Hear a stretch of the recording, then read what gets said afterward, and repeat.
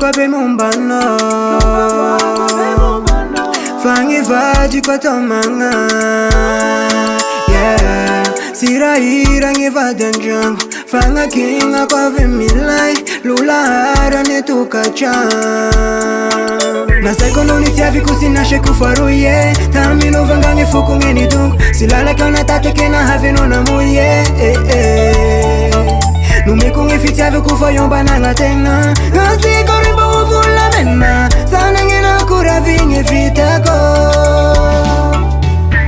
Yawe fasyange Range vita tosinishi simetifa yawinga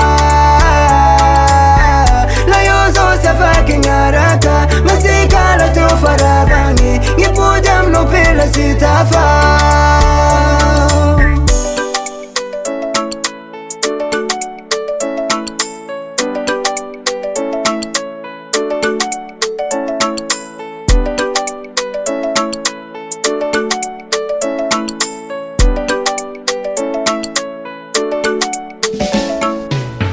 Ranoze nanga kinga kuwavi mamai Nye mafemi no kwa da mafemi nai Ifana toko sika nge wavi mamira che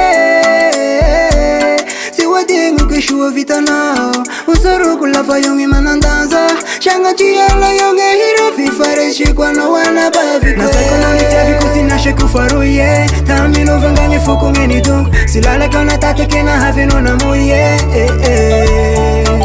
Numiku ngifitiave kufa yomba na ngatenga Ngasi korimbo uvula mena Sana ngina kura vingi vitako Yawe fasyange Range vita tosinishi simetifa yawinga Layozo safaki ngaraka Masikala tofaravangi Ngipuja mnopila sitafa